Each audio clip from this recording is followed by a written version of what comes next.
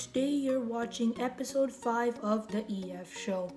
So let's jump right into the episode with Coutinho's celebration controversy. So Coutinho's endured a difficult season at Barcelona with all of his critics and many other things. So when he finally managed to score a brilliant goal against Manchester United, he went off and did this.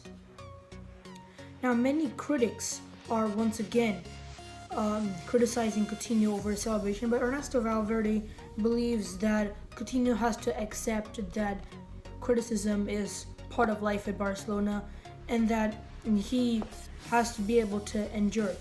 So Coutinho's celebration was a gesture of defiance against his critics, but Ernesto Valverde, on the other hand, believes that Coutinho just has to get used to it. Okay, so PSG have endured a difficult week with two back-to-back losses, one of them being a 5-1 defeat, which they haven't conceded since around 1997. Now, Neymar is set to make his return against Monaco, and hopefully that will turn PSG's week around after two Ligue 1 losses.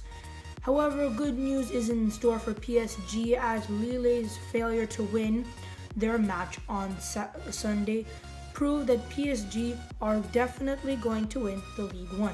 So Neymar is going to make his return today on Sunday against Monaco, along with Marquinhos and Angel Di Maria.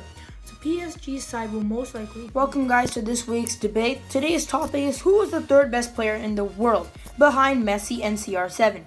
So in my opinion, it is Kylian Mbappe. In my opinion, it's Neymar Jr. So let's get started. Okay. Well, they're both from PSG, and, well, I think Neymar easily takes up this third spot, okay? So we're looking at the past few seasons of how they've been doing, okay? Well, while Mbappe is fairly new to the world stage, Neymar knows, like, what's going on. Like, he's like, blowing up, like, and he's always been. And since 15, he's been tipped for greatness, and, well, and I think he's like reaching it 100% sure, and so he's been performing amazing on the international stage and the club level. Okay, and in Europe for Barcelona, he finished third in the Ballon d'Or in 2015 and 2017, and helped Barcelona to league titles and the Champions League. Well, that's amazing coming from someone who's just 27, and he has lots to play for. Yeah, but in my opinion, Mbappe has done a lot in the past 2 years. Like, for example, he won the World Cup with France. He scored 4 goals in the World Cup. He's like the first teenager since Pele to score in a World Cup final. Then he was in the top 5 for the Ballon d'Or this year. He won the first France Football Copa Award. And he's done just like a lot. I mean, he's only 20, and this season he's played 41 matches, scored 33 goals, and had 13 assists. He's even scored a quadruple in 13 minutes. I mean, that's a lot for a 20-year-old. Yeah, well, that's all true, except we know that Neymar was injured for a lot of this season, and PSG got knocked out. And you could blame Neymar because he wasn't there. But, like, if you're saying that there's Mbappe, then why did Mbappe not perform? Okay, and then, well, Neymar on the international stage, he's still amazing on the international stage, just like Mbappe.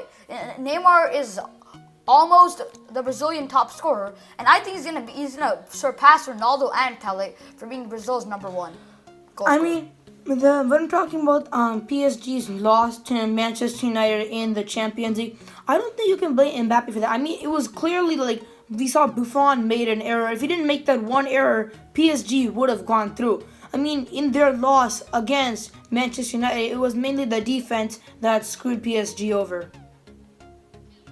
Yeah, well, I can agree with that. And, well, that's for another debate of Thomas Tuchel, his choices of putting Buffon ahead of Areola. I mean, first of all, we can talk about why Buffon is in PSG in the first place. I mean, he's 41 years old. Why is he going to another big team? Let's back on track. Well, okay, so Neymar and Mbappe could easily take home the number 3 spot. Let us know down in the comments of who you think is number 3. Maybe you can say Eden Hazard, KDB, I don't know. Okay, well, that's all for now. That's it for now, and thank you. Make sure you let us know who you guys think the third best player is in the comments below. So, Barcelona are looking for Richard Leeson from Everton to bolster their attack. The 21-year-old has had a brilliant season, scoring 12 Premier goals in his very first season with Everton. He also went and scored this brilliant goal against Manchester United.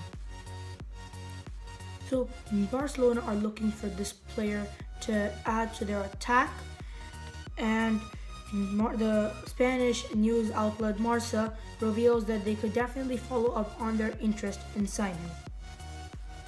There is also a good relationship from Barcelona and Everton after 3 Barcelona players have moved to Everton in the past. This week, the Champions League and the Europa League quarterfinal second legs finished, and if you guys, we already covered the Champions League quarterfinal in our quarterfinal review. Make sure you guys check that out if you haven't seen it. So let's go on to the Europa League. So we had lots of great matches. Chelsea were given a real fright by Slavia Praha at Stamford Bridge in their 4-3 victory.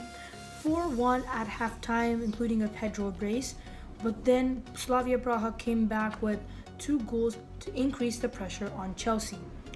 Olivier Giroud believes that the drop in intensity is what caused Chelsea's Europa League fright, because they produced a brilliant first half show, but after that they got a bit overconfident, and that's what allowed Slavia Praha to come back with 2 goals and increase the pressure on Chelsea. So on the topic of the Europa League, against Napoli, Alexander Lacazette scored an absolutely brilliant free kick to make sure that Arsenal are going into the semi-finals.